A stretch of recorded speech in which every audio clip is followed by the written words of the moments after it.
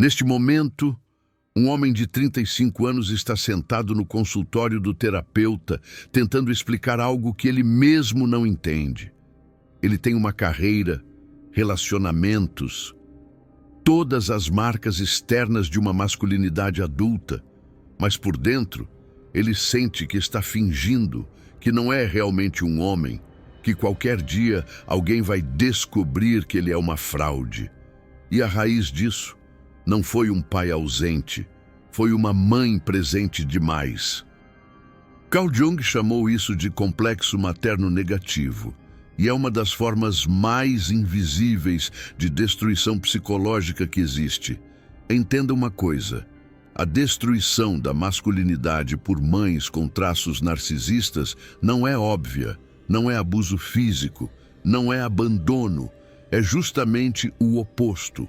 É presença excessiva, é invasão disfarçada de cuidado, é crítica destrutiva mascarada como preocupação, é impossibilidade de separação psicológica vendida como amor materno profundo. Jung descobriu que existe uma ferida arquetípica específica nos homens, que foram impedidos de se separar psicologicamente das mães. Ele chamou de complexo materno negativo. E esse complexo funciona como um programa rodando em background, sabotando toda a tentativa de desenvolver uma masculinidade saudável. A dor existencial desses homens é única. Eles não foram rejeitados pelas mães. Eles foram devorados. Não foram abandonados. Foram sufocados. E o resultado é devastador. Homens adultos que se sentem meninos, eternos, que buscam aprovação feminina compulsivamente, que têm terror de desagradar mulheres, que não conseguem assumir um papel masculino adulto sem sentir que estão traindo a mãe. A tragédia é que esses homens geralmente nem sabem o que foi roubado deles. Como você sente falta de algo que nunca teve permissão de desenvolver? Como você chora por uma masculinidade que foi castrada psicologicamente antes de nascer? Jung ensinou que o desenvolvimento saudável do ânimos, o princípio masculino interno, exige separação da mãe. Não separação física, separação psicológica. A criança precisa experimentar que existe fora da órbita materna, que é um ser separado, que pode discordar, decepcionar, ir embora e que mesmo assim sobrevive. Mas mães com traços narcisistas não permitem essa separação. Para elas, o filho não é uma pessoa separada, é uma extensão, um objeto para satisfazer as necessidades emocionais dela, um espelho para refletir a grandiosidade dela, um salvador para compensar o vazio dela. E quando você trata um filho como extensão, você mata psicologicamente quem ele poderia se tornar. Vou te contar sobre Rafael. Hoje ele tem 37 anos, bem-sucedido, advogado respeitado, casado, 2 filhos, por fora, tudo perfeito. Por dentro, uma sensação constante de estar vivendo a vida de outra pessoa, de estar performando masculinidade ao invés de habitá-la. Rafael cresceu como filho único de Ana, uma mulher inteligente, eloquente, dominadora. O pai era presente fisicamente, mas ausente emocionalmente. Um fantasma na própria casa. Ana controlava tudo, as decisões, o dinheiro, as emoções, e especialmente Rafael, desde cedo. Rafael percebeu algo. Sua mãe não o via como uma pessoa separada. Ela o via como parte dela. E qualquer tentativa de autonomia era tratada como traição. Ele lembra de um momento aos 5 anos. Estava brincando sozinho no quarto, construindo uma torre com blocos, concentrado, feliz. Ana entrou sem bater, sempre sem bater. Olhou a torre e disse: "Não é assim que se constrói. Você está fazendo errado. Deixa a mamãe te ensinar." E destruiu a torre dele, e reconstruiu do jeito dela, e esperou que ele agradecesse. Rafael não conseguia nomear o que sentiu naquele momento, mas era isso, invasão, a sensação de que nada era realmente dele. Nem seus pensamentos, nem suas criações, nem seu espaço. Tudo pertencia a ela. Aos 8 anos, Rafael quis jogar futebol. Os amigos jogavam, ele queria pertencer. Mas Ana disse: futebol é violento. Você vai se machucar. Você não é como esses meninos. Você é especial. Você é sensível. Você é da mamãe. E matriculou ele em aulas de piano, que ela sempre quis fazer, mas nunca fez. Rafael odiava piano, mas tocar piano fazia Ana feliz. E fazer Ana feliz era sua função existencial. Jung diria que, nesse momento, Rafael começou a desenvolver não um self verdadeiro, mas um falso self adaptativo, uma persona construída inteiramente para satisfazer as projeções maternas. Rafael não estava se tornando quem ele era. Estava se tornando quem ela precisava que ele fosse. Aos 12 anos, primeira grande crise, Rafael começou a desenvolver interesse por uma menina da escola. Naturalmente, saudavelmente. Ele mencionou isso em casa, e Ana reagiu como se tivesse sido esfaqueada. Você está crescendo e esquecendo da sua mãe. Você não me ama mais. Depois de tudo que eu fiz por você, eu sacrifiquei minha vida por você e você me abandona por qualquer menina. Rafael sentiu uma culpa devastadora. Ele tinha 12 anos. Não tinha ferramentas psicológicas para entender que o que Ana estava fazendo era incesto emocional. Ela estava posicionando-se como rival romântica da menina. Estava exigindo uma lealdade emocional que deveria existir apenas em um relacionamento amoroso adulto. Estava impedindo o desenvolvimento natural da sexualidade dele. Rafael parou de falar sobre meninas em casa e começou a sentir vergonha dos próprios desejos, como se gostar de alguém fosse trair a mãe. Esse padrão cristalizou e o acompanharia por décadas. A adolescência foi uma tortura silenciosa. Enquanto os amigos desenvolviam autonomia, rebeldia saudável, separação dos pais, Rafael permanecia emaranhado. Ana sabia tudo. Lia o diário dele, revirava a mochila, monitorava os telefonemas. E quando ele protestava, ela chorava e dizia: eu só me preocupo com você. Eu só quero te proteger. Você vai entender quando for mãe. Ops, pai. Mas a dinâmica era tão confusa que até ela confundia os papéis. Jung observou que mães com traços narcisistas frequentemente tratam filhos homens como substitutos emocionais para parceiros românticos. Não sexualmente, mas emocionalmente. Elas projetam no filho necessidades que deveriam ser satisfeitas por um parceiro adulto. Intimidade emocional, companheirismo, validação, adoração. E a criança, que ama a mãe incondicionalmente, tenta preencher esse buraco impossível. Rafael tentava Deus, como ele tentava. Ele era um bom filho. Nunca se rebelou, nunca decepcionou. Tirava notas excelentes, não bebia, não fumava, não saía até tarde. Era perfeito. E quanto mais perfeito ele era, mais sufocado se sentia, como se estivesse desaparecendo por dentro. Aos 18, chegou a hora de escolher a faculdade. Rafael queria arquitetura, adorava desenhar, construir, criar espaços. Mas Ana disse: arquitetura não dá dinheiro. Você vai sofrer, você precisa fazer direito, ser advogado, ter estabilidade. Eu não vou deixar você jogar sua vida fora.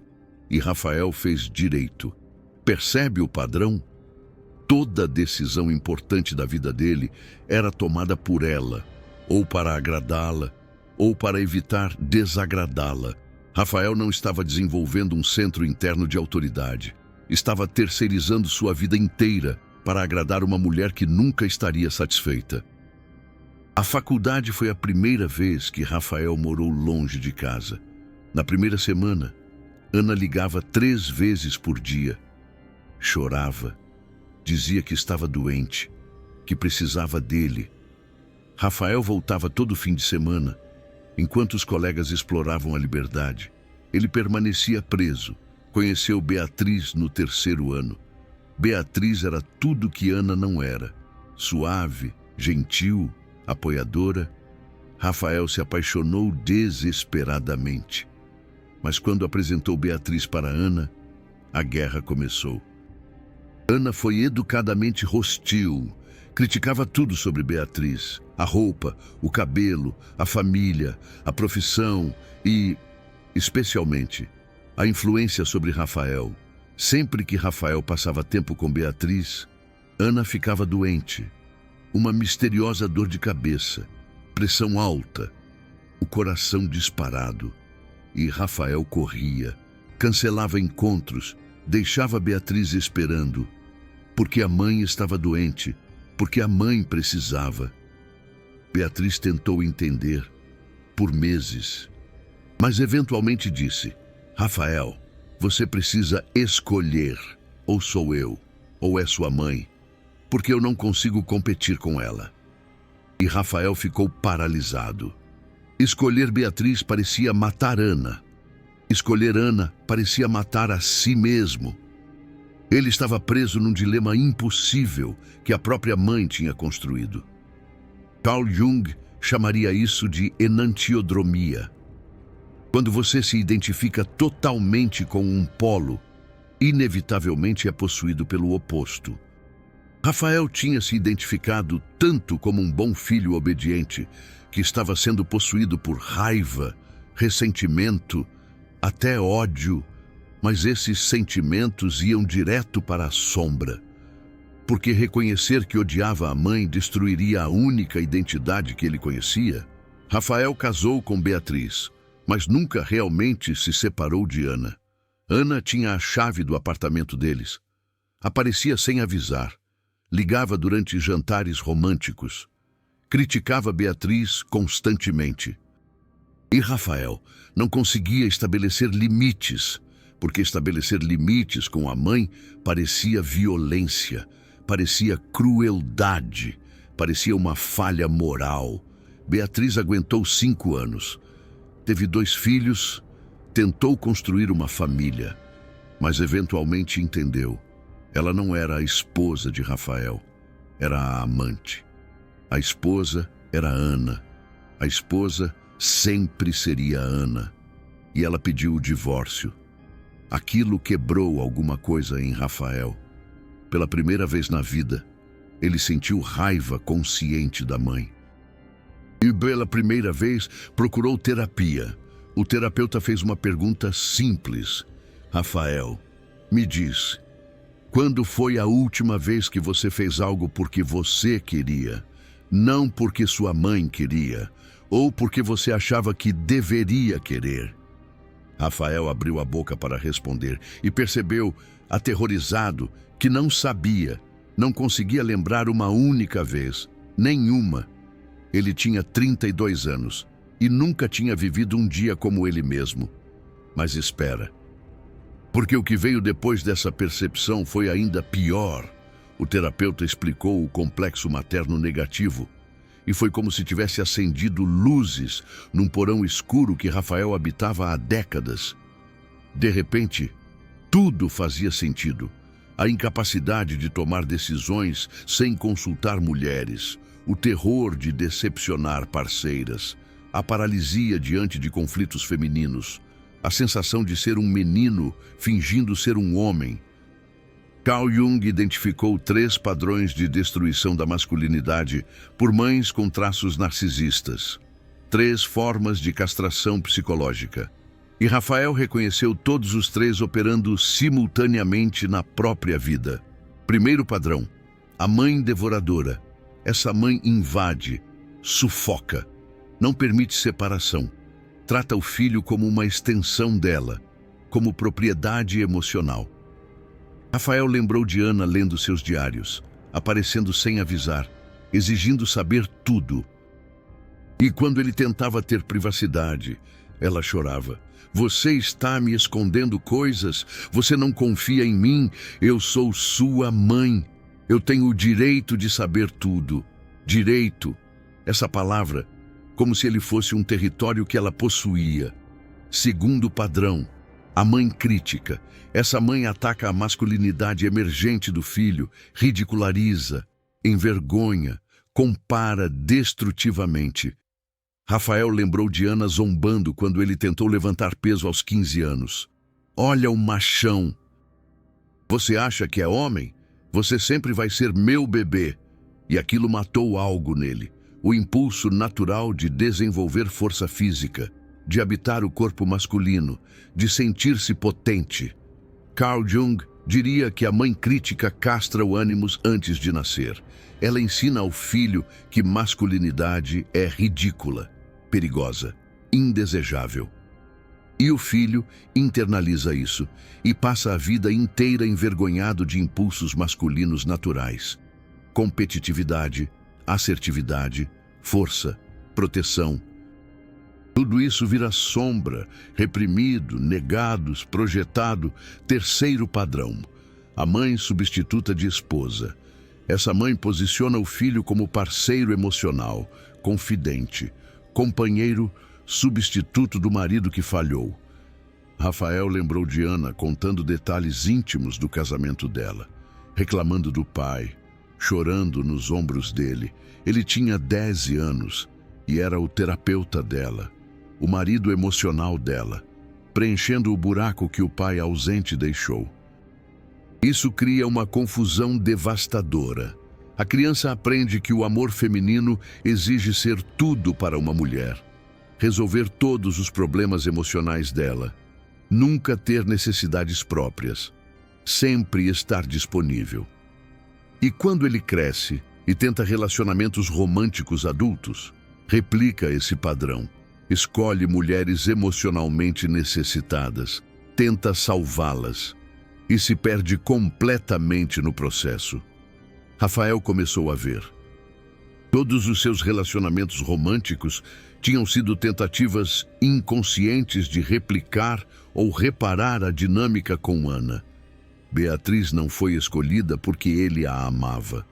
Foi escolhida porque ela parecia precisar dele menos que Ana. Ele pensou que isso seria liberdade, mas, mesmo assim, não conseguiu se separar da mãe. E aqui está a verdade brutal que o terapeuta revelou. Filhos de mães com traços narcisistas não conseguem amar mulheres de verdade, porque nunca aprenderam a diferença entre amor e dever, entre desejo e obrigação, entre escolher estar com alguém e estar preso a alguém.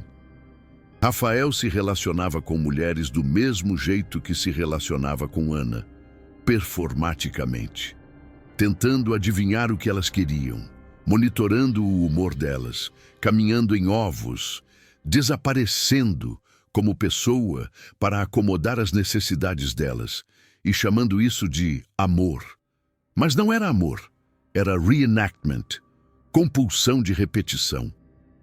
O complexo materno rodando automaticamente, escolhendo parceiras, sabotando a intimidade, garantindo que ele nunca realmente se conectaria com uma mulher como um homem inteiro. E então o terapeuta fez a pergunta que mudou tudo.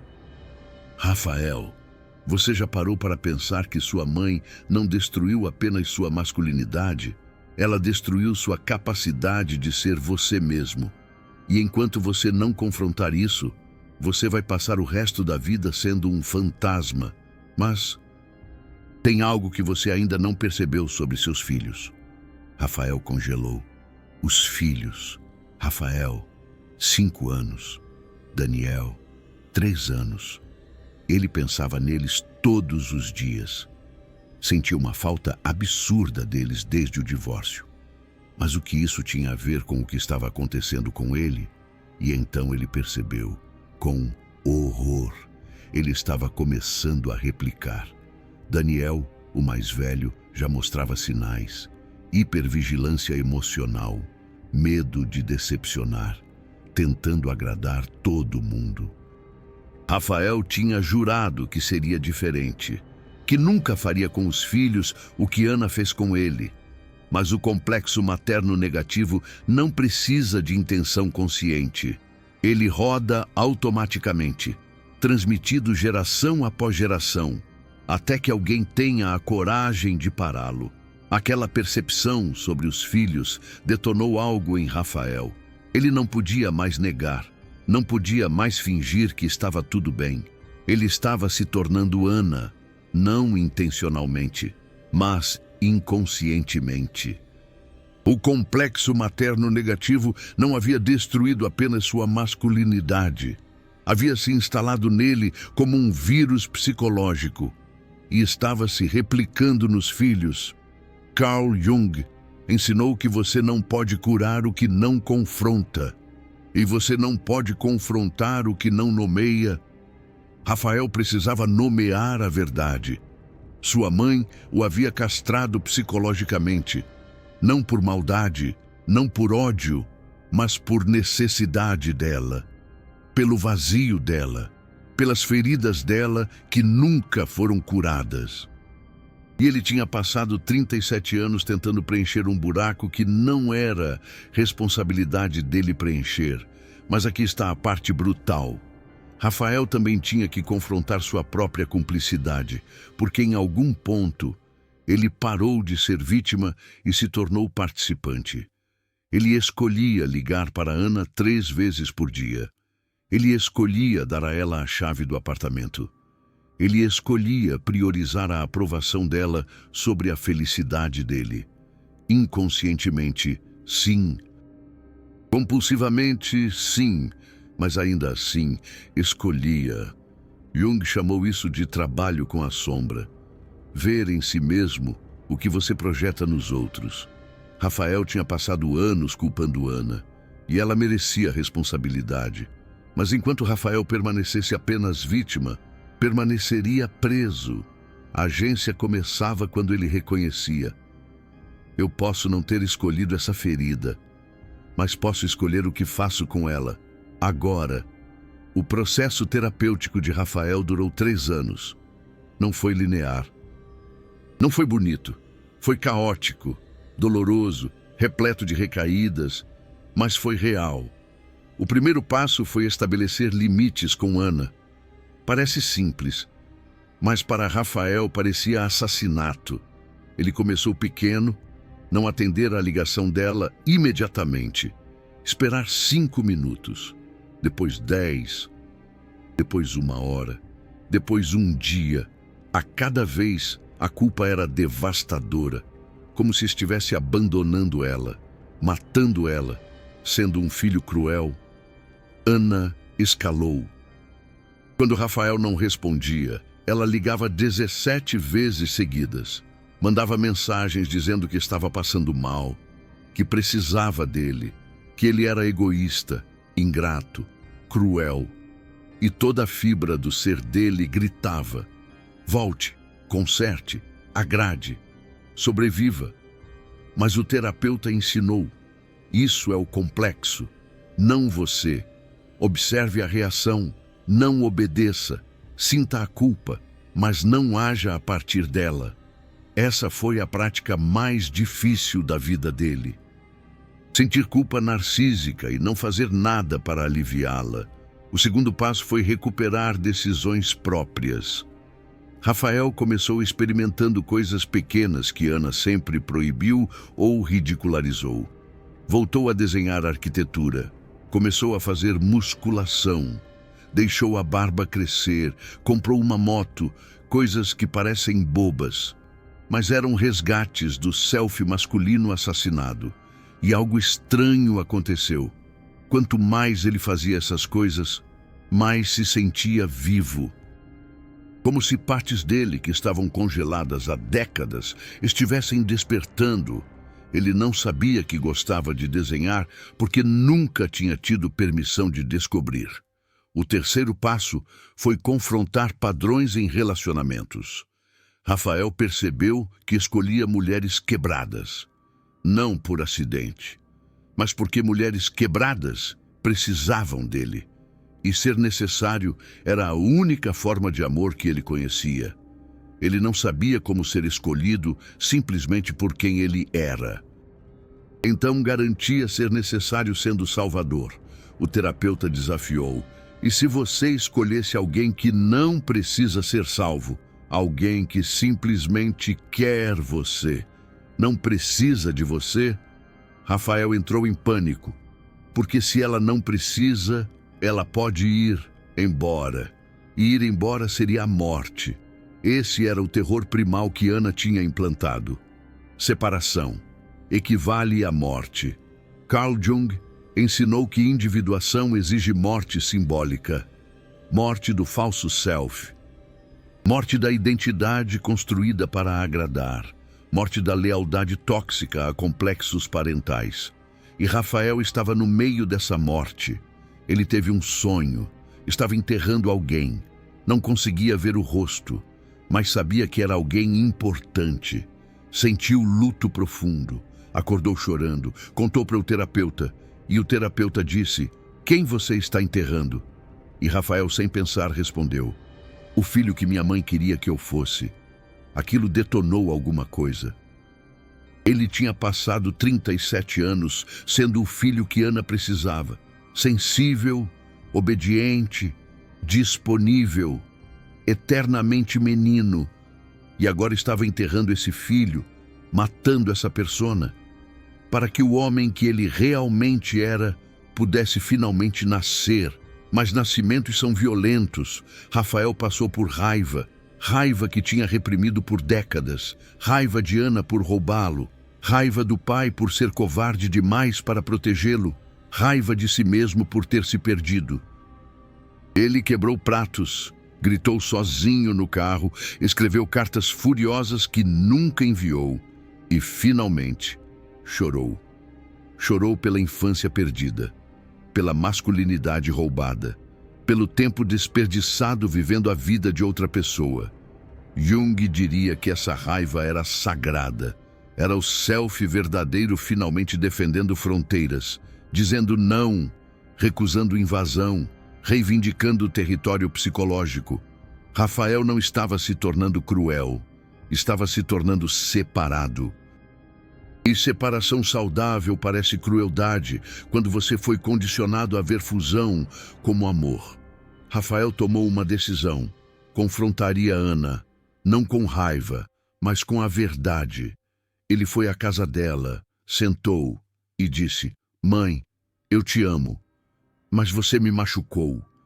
Durante toda a minha vida, você me tratou como uma extensão sua, não como uma pessoa separada.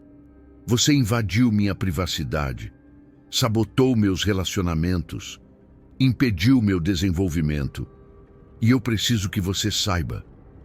Não porque quero te machucar, mas porque preciso parar de fingir que está tudo bem.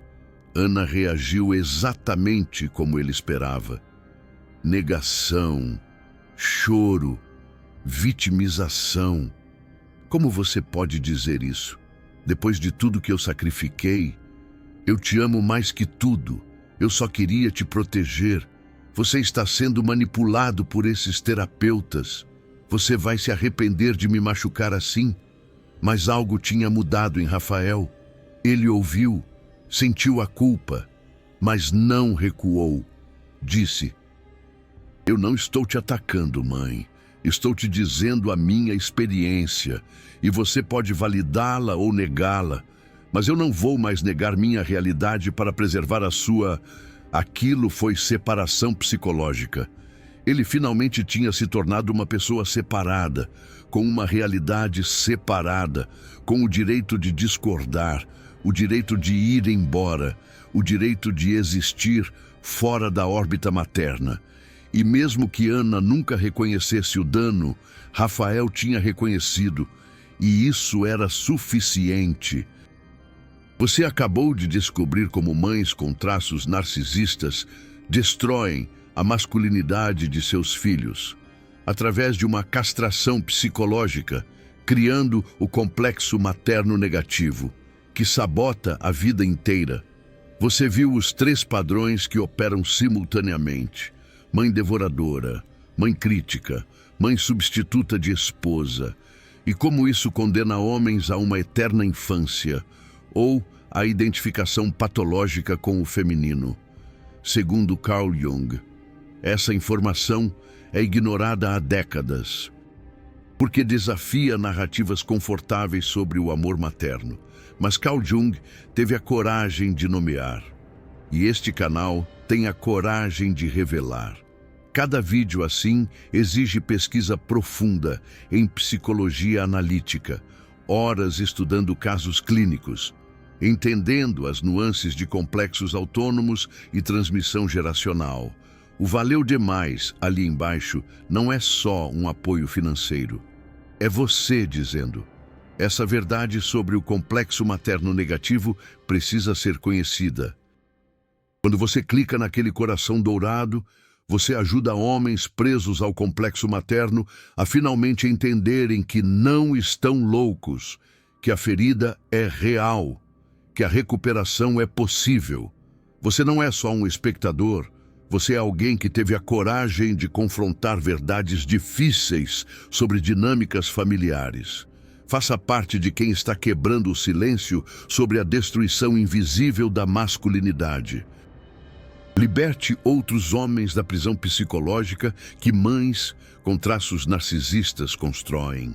Rafael passou mais 2 anos em terapia profunda, trabalhando com sonhos, integrando a sombra, recuperando partes assassinadas do self masculino. Não foi mágico, foi trabalho, doloroso, repetitivo, frustrante, mas transformador. Ele começou a reconhecer o complexo materno rodando em tempo real. Quando surgia o impulso de ligar para Ana 3 vezes por dia, ele parava, observava, nomeava. Isso é o complexo, não eu. Eu posso escolher diferente, e escolhia. Não ligava, sentia o desconforto e sobrevivia. Quando conheceu Carolina, foi diferente. Carolina era inteira, não precisava ser salva, não precisava dele para sobreviver emocionalmente.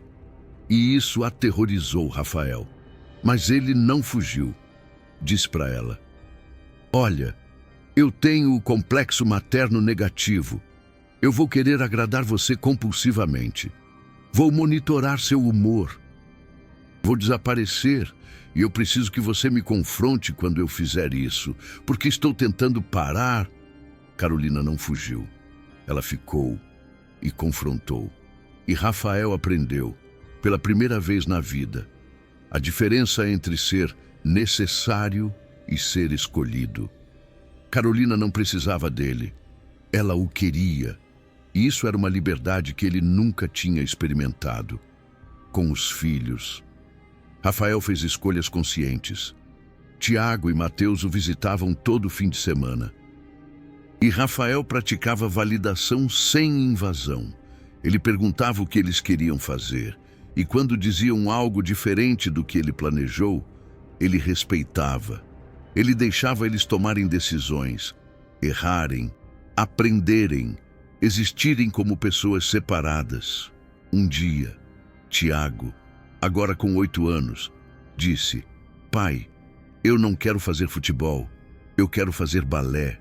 E Rafael sentiu o impulso, o complexo materno gritando: balé é feminino, proteja ele, redirecione. Mas Rafael parou. Respirou e disse: ótimo, filho, vamos procurar aulas de balé. Tiago olhou para ele surpreso, como se esperasse resistência. E Rafael percebeu. Ele tinha acabado de quebrar um ciclo. Ana teria proibido, ridicularizado, direcionado para o que ela queria, mas Rafael validou, apoiou, permitiu que Tiago fosse Tiago, não uma extensão, não uma projeção, uma pessoa. Aquilo foi individuação, não só de Rafael, mas de Tiago e, potencialmente, de todas as gerações futuras. Porque quando você cura o complexo em você, você interrompe a transmissão. Você para a herança psíquica. Você liberta não só a si mesmo, mas todos que virão depois. Segundo Carl Jung, hoje, Rafael tem 42 anos. Um relacionamento saudável com Carolina, uma conexão real com os filhos, uma carreira que escolheu conscientemente e pela primeira vez na vida, ele sente que habita seu corpo masculino.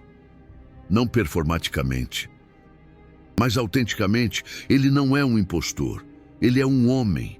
Não porque performou masculinidade tóxica, mas porque integrou masculinidade saudável, força com vulnerabilidade, proteção sem controle, assertividade sem agressão. E quanto a Ana, ela nunca reconheceu o dano, nunca pediu desculpas, nunca mudou, mas Rafael fez paz com isso, porque ele entendeu o que Carl Jung ensinou. Você não pode fazer as pessoas verem o que elas não estão prontas para ver. Ana era produto das próprias feridas dela, do próprio complexo materno não resolvido, e enquanto Rafael esperasse que ela mudasse para ele ser livre, ele permaneceria preso.